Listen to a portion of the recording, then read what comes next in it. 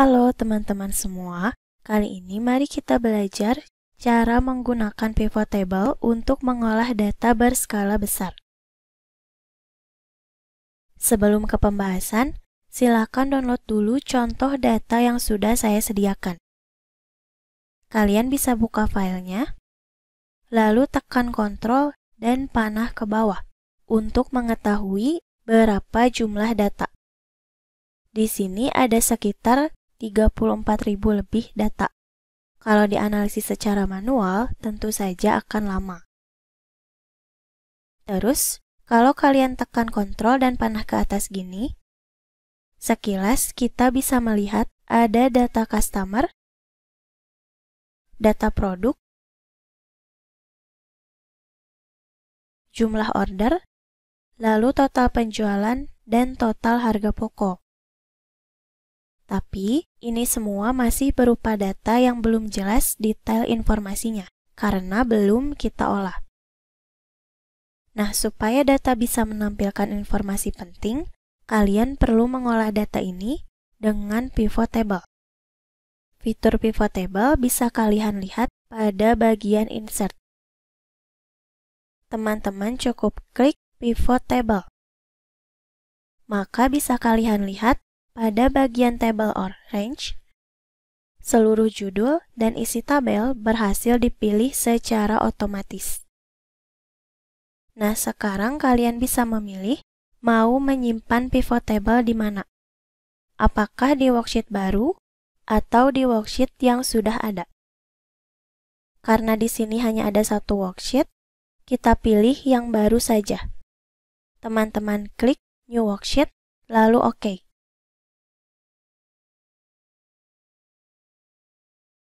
Maka akan terlihat tampilan pivot table field pada sheet baru. Dan seluruh judul kolom akan muncul seperti ini. Kalian bisa pilih kolom mana saja untuk dianalisis. Lalu di bagian ini, ada filter untuk menyaring data. Kemudian ada kolom untuk menampilkan data ke samping, dan ada row untuk menampilkan data ke bawah. Lalu ada juga value untuk menghitung data secara otomatis menggunakan rumus.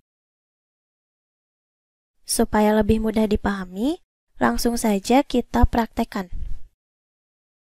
Misalnya kalian mau menghitung total laba kotor untuk seluruh penjualan.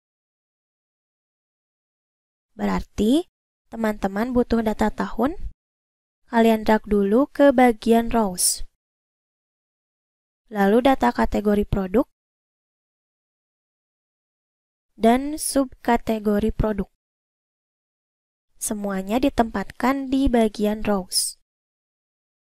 Maka bisa kalian lihat, data akan ditampilkan dalam bentuk baris ke bawah seperti ini.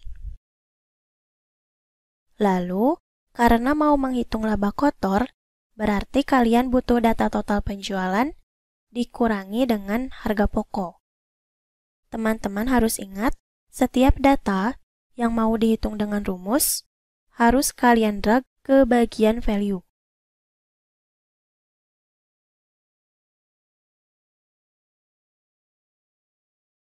Baru perhatikan rumus apa yang mau kalian gunakan.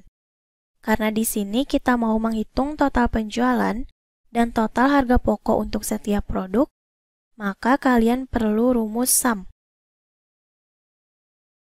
Kalau belum muncul sum, kalian bisa klik tanda panah di sebelah kanan, lalu value field setting, baru pilih sum. Nah, di sini juga ada beberapa rumus yang bisa kalian pilih untuk menghitung data lainnya. Untuk kali ini kita pilih sum dulu, lalu OK. Tapi sebelum itu, supaya format angkanya tidak berantakan, kalian klik dulu number format. Nah, kita mau memformat angka dari total penjualan.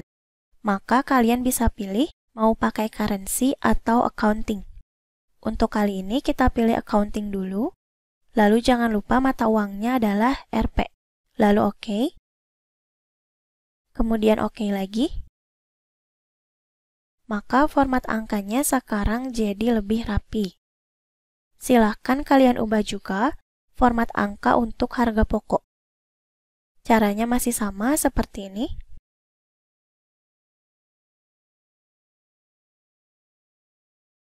Kalau sudah, maka hasilnya seperti ini. Sama-sama diformat dalam bentuk rupiah. Setelah mengisi value tadi, maka bagian kolom juga akan otomatis terisi value seperti ini, sesuai dengan tampilan data yang ada. Kalian perhatikan, bagian row atau baris itu sudah diisi data tahun, kategori, dan subkategori produk, sesuai dengan yang kalian pilih pada pivot table field. Lalu kolomnya sekarang ada data penjualan dan ada data harga pokok penjualan. Supaya tampilannya lebih rapi, kalian bisa klik bagian desain. Lalu report layout. Di sini ada beberapa pilihan. Untuk menampilkan data yang ada di bagian row, jadi satu baris ke bawah gini, kalian bisa klik compact form. Maka hasilnya akan tetap seperti ini. Lalu, kalau mau menampilkan data di row, jadi beberapa kolom terpisah, pilih opsi outline form. Maka hasilnya akan terpisah jadi 3 kolom gini. Dan akan ada sel kosong seperti ini. Terakhir, ada opsi tabular form. Kalau kalian pilih yang ini, maka baris kosong tadi akan hilang dan tampilannya jadi lebih rapi. Terus nih, kalau misalkan teman-teman tidak suka ada baris yang kosong gini, kalian bisa klik repeat all item labels. Maka baris kosongnya akan terisi mengikuti data sebelumnya. Tapi kalau ingin tetap kosong, bisa klik yang do not repeat item labels.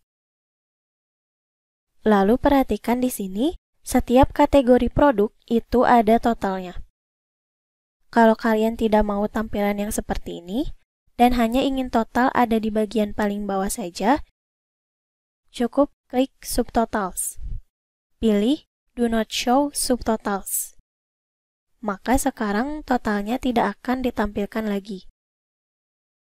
Kalau mau ada di bagian bawah setiap kategori, cukup klik yang ini. Untuk kali ini kita pilih saja opsi yang pertama. Maka hasilnya begini, tidak ada lagi subtotal di setiap kategori produk. Nah, kalau tadi ada subtotal di setiap kategori produk, kalau sekarang ada grand total. Grand total ini bisa menampilkan hasil perhitungan dari satu baris maupun kolom. Kalian bisa pilih mau menampilkan hasil perhitungan seperti apa. Kalau pilih off for row or column, maka grand total tidak akan ditampilkan. Kalau pilih yang kedua, maka akan muncul kembali seperti ini. Kalian bisa pilih mau menampilkan grand total seperti apa. Lalu, kalau mau menambah baris kosong di setiap sel, kalian bisa klik di bagian blank rows. Pilih insert. Tapi kalau mau dihilangkan baris kosongnya, tinggal klik remove. Kembali lagi ke pivot table, sekarang kita coba menambahkan kolom baru berupa hasil perhitungan laba kotor. Kita kurangkan total penjualan dengan harga pokok. Caranya, kalian klik pivot table, baru klik pivot table analyze. Pilih field, item, and set. Baru calculated field. Di bagian ini kalian beri nama laba kotor. Pada formula, hapus yang 0 ini. Lalu klik judul kolom yang mau dijumlahkan. Kita klik 2 kali di total penjualan. Lalu kurangi, klik 2 kali total harga pokok. baru oke. Maka hasil perhitungan laba kotor akan muncul. Bisa kalian lihat juga di sebelah kanan, muncul judul kolom baru, yaitu laba kotor. Jangan lupa ubah juga format angkanya supaya rapi.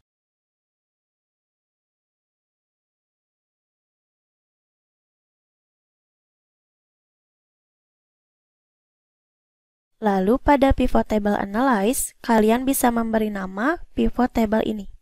Misalnya kita ganti jadi laba kotor produk. Kalian ketik seperti ini, tapi jangan pakai spasi. Lalu enter. Kemudian, supaya datanya lebih mudah terbaca, kalian bisa pakai bagian filter. Misalnya isi dengan kategori produk. Tinggal kalian drag seperti ini. Maka sekarang setiap kalian pilih salah satu kategori, misalnya aksesoris sepeda, yang akan muncul hanya data dari produk yang termasuk ke dalam aksesoris sepeda saja. Kalau mau menampilkan lagi semua data, tinggal klik all, lalu OK. Gampang kan? Terus, misalnya nih, kalian mau tahu jumlah pelanggan di masing-masing gender. Gimana caranya? Kita buka lagi data. Klik Insert, lalu Pivot Table. Kita buat Pivot Table yang kedua. Supaya tidak menambah worksheet baru, kita pilih saja Existing Worksheet. Di bagian Location, klik sheet yang kedua ini. Lalu pilih sel yang akan digunakan untuk menyimpan pivot table. Misalnya di sini. Lalu OK. Langsung saja drag data jenis kelamin pelanggan ke bagian row. Lalu karena datanya mau dihitung, drag juga ke bagian value. Kalau tadi pakai rumus sum, sekarang kita pakai rumus count. Jangan lupa ubah format angka seperti biasa.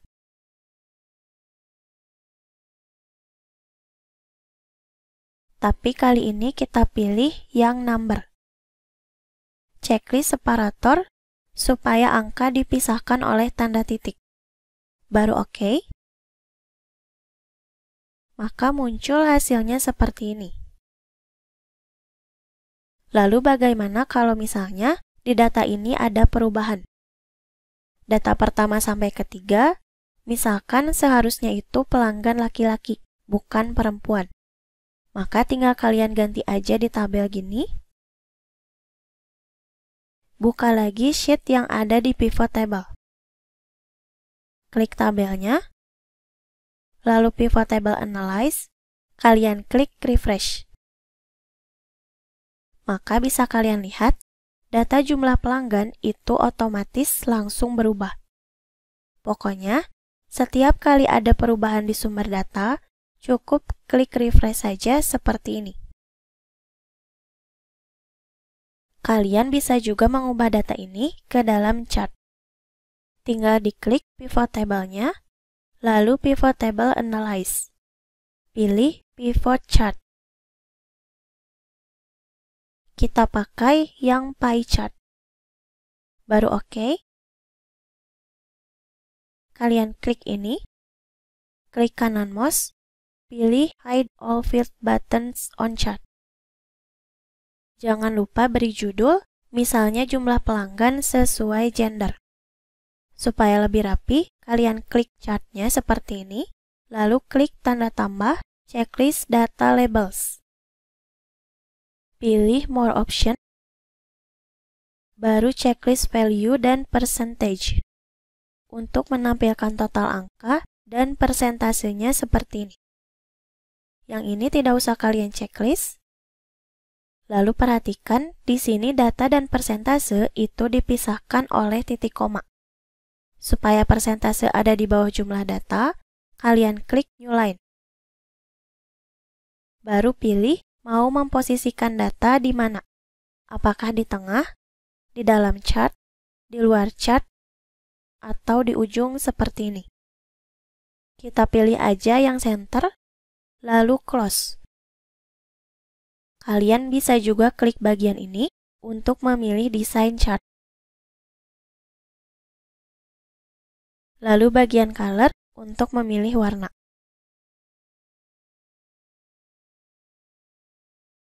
Kalau tidak mau jenis chart ini, bisa kalian ganti juga.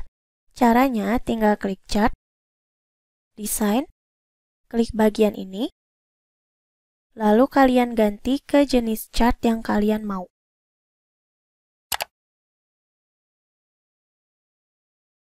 Selain chart, sekarang kita belajar juga cara input slicer dan timeline. Kembali lagi ke data, kalian klik insert, pivot table, kita buat pivot table yang ketiga. Kalian pilih existing worksheet lagi, lalu location-nya di sheet yang ini. Pilih sel yang mana saja, misalnya yang ini, lalu OK. Kali ini kita drag data kota ke bagian row, baru total penjualan ke bagian value. Kita cari tahu total penjualan di setiap kota. Ubah juga format angkanya ke accounting. Kalau sudah, baru kita urutkan data dari yang tertinggi ke terendah. Kalian bisa klik isi tabel, lalu klik kanan pada mouse, pilih sort, lalu largest to smallest. Maka hasilnya seperti ini. Kalian bisa lihat kalau kota Palu itu mendapat peringkat pertama untuk penjualan tertinggi. Supaya datanya lebih ringkas, kita gunakan slicer. Caranya cukup klik pivot table analyze, slicer, checklist provinsi, lalu OK. Kalian bisa ubah slicer ini jadi beberapa kolom. Tinggal klik bagian slicer, lalu klik tanda panah ke atas di sebelah kolom. Misalnya kita bagi jadi 2 kolom gini.